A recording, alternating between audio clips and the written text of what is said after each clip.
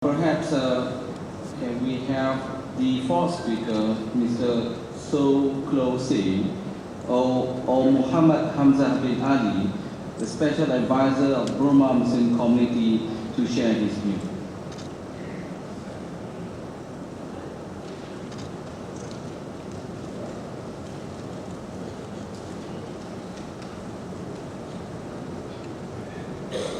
I'm going to get a hat from my friends to help me with this place.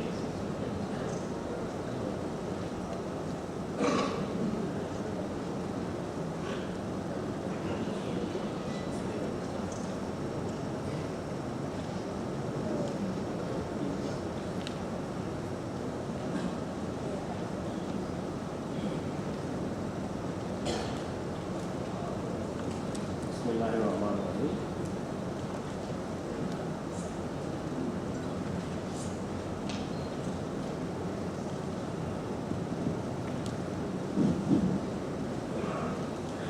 Bismillahirrahmanirrahim.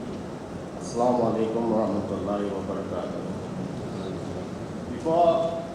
Before I start, I want to say something that I wanted to do was a long time ago, which is from the bottom of my heart, I want to say thank you so much to the people of Malaysia and government for what we have done so far for Muslims in Myanmar. We truly appreciate what you have done. For the people who flushed their home from gross human rights abuse, not just Muslims and Rohingya.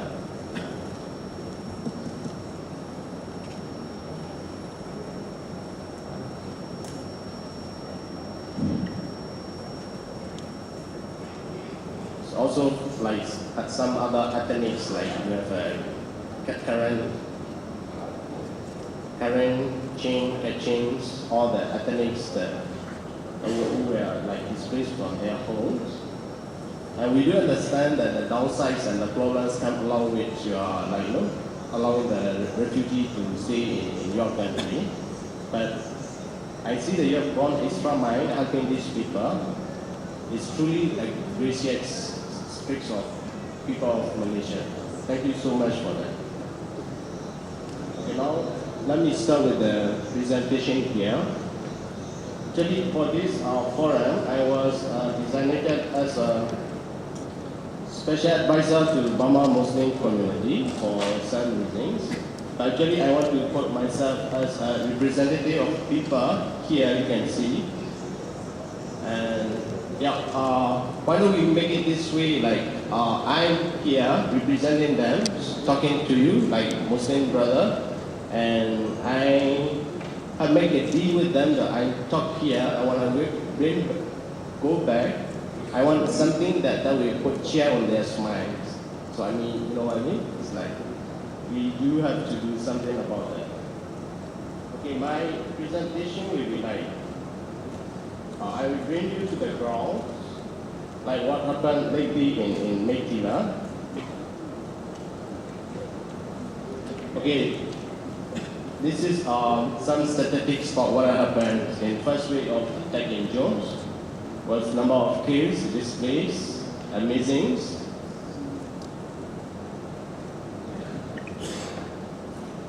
Okay, I want to touch a little bit more about that topic. Actually, this was the accounts of the media. Some are reported in mainstream media, some are not. But it pretty much reflects the realities of what happened there. Okay, this is the witness account of what happened in Meitila in the attack. So these are the accounts of a Buddhist who was member of parliament for LND. Then he was there, he was eyewitnessing what happened. Okay, this violence was triggered by an argument between the Muslim ghost shop owner and his Buddhist customer. The ghost shop brought along with the news that a Muslim man had allegedly killed a Buddhist man in another locality, sparked Buddhist mob to rampage through a Muslim neighborhood and situation spiraled out of control. This Mr. Wing Thames was an army officer, and 10 we have political prisoner, and then 10 member of parliament for nationally for democracy.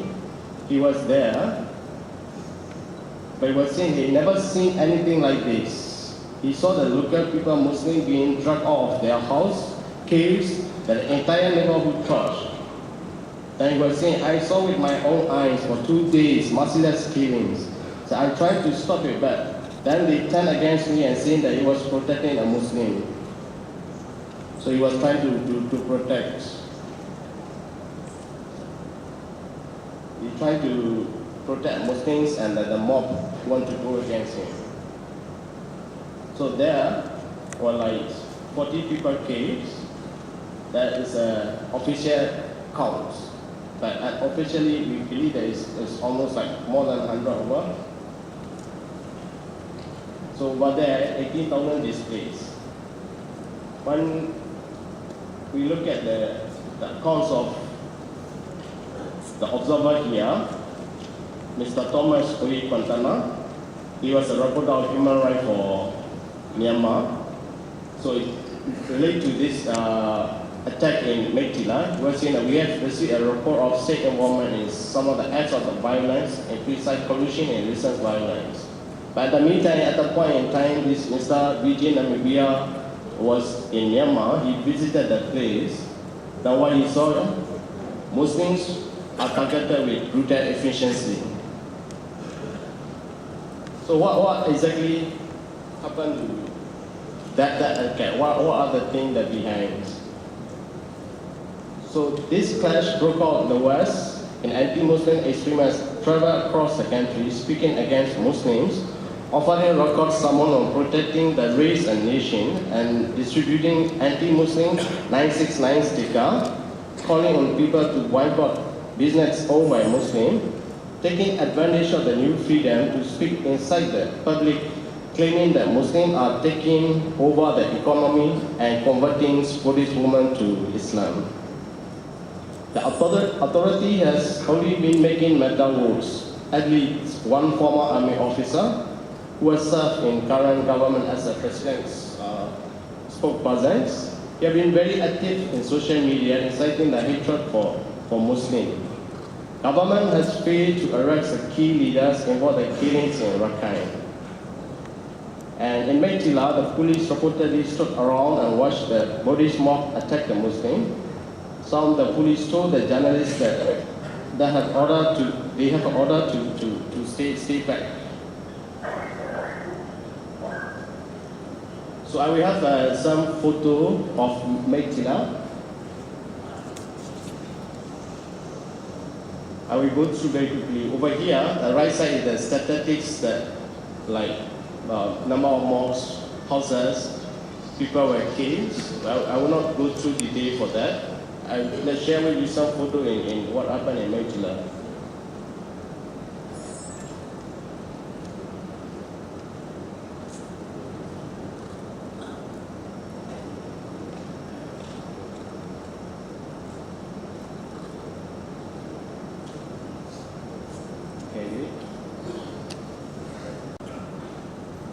I think some of you might have seen that.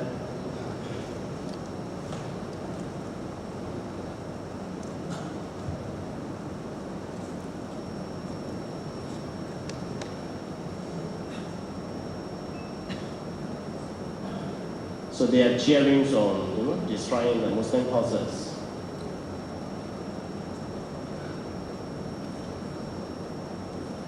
So police are there.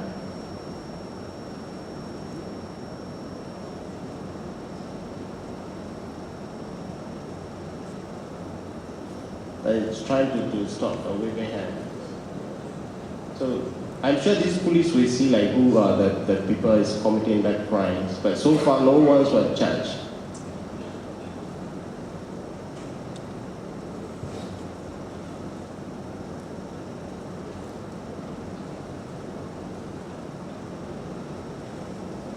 There's further attacks, it's banning the mosques.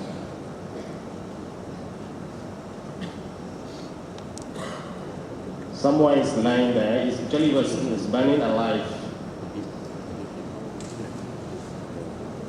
They were there. You can see the police there.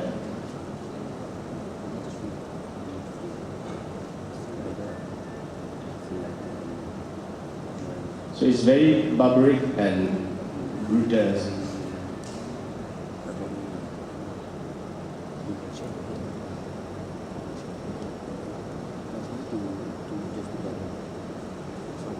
The police are there. It's not stopping.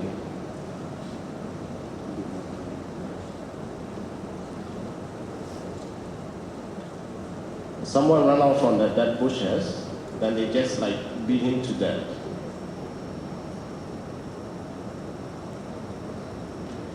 You see it? That seems a pretty resemblance of what happened in Rakhine, if not the worse.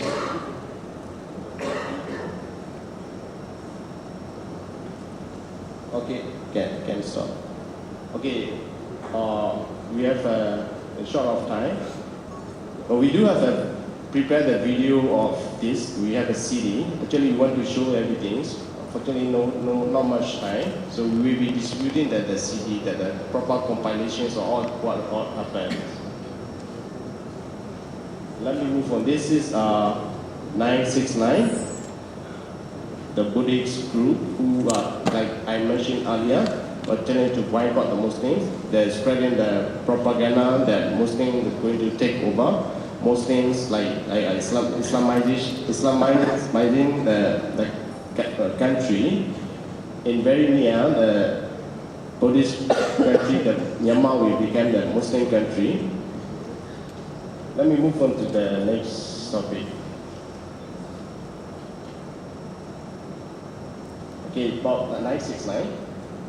969 movement started quite in Rakhine, where Muslim minority left was targeted. The sticker being number 969 on the sea in the shop, such on Buddhist owned taxi establishments and homes. The colorful sticker also features a four-headed lion pillar of the Indian Emperor Asoka, who around 260 years before the Battle of Creeks spread Gautama Buddha teaching throughout India and Southeast Asia.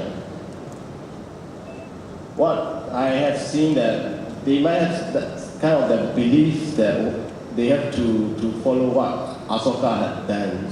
Like, you know, the Asoka would like fight and spread the Buddhism.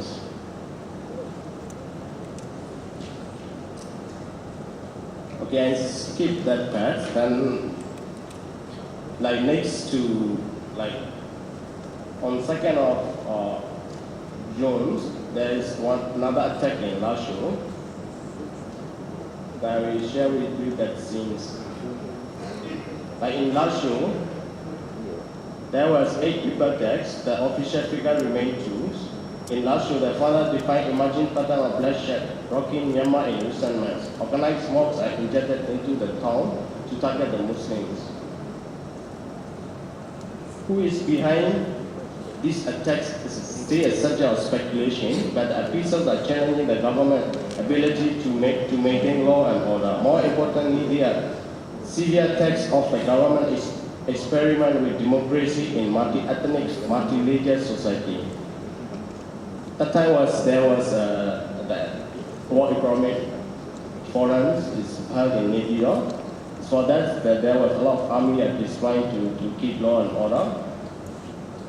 That underlined the contradiction that Buffer outside that expecting the clear answer from the complex country that had been at war externally and itself and in some form or others for decades. What happened in Lashio was in Shan State. You can see in the yellow color near the China side.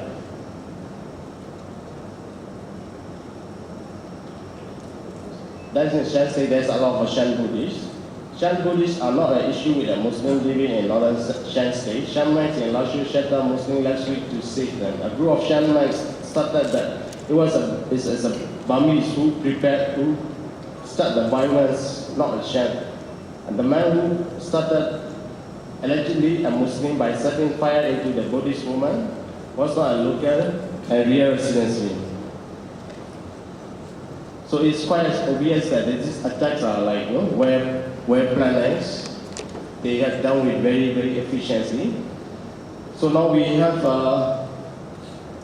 the issue to counter that. So what Muslims are doing is like trying to counter their propaganda, like their propaganda earlier, like seeing the Muslims are, taking over the country, Islamizing the country. What we are doing now is countering the propaganda. We do a lot of like press conference to spread out the normal, like ordinary bodies that Muslims are like anyone else, like to live peacefully, coexist. And then from here, I think from you, like Dr. Chandra was sharing with you, we do have to do a lot of work. We have to go in, like you was mentioned earlier, like nice people like you are not helping, not doing enough. One day, not nice people might come in and do that, there will be more bloodshed. So over here, I beg you that we have to come out and start working on something, but possibly like start a working committee to look into it and to work together with us, inshallah. So I will stop my script here now. Thank you.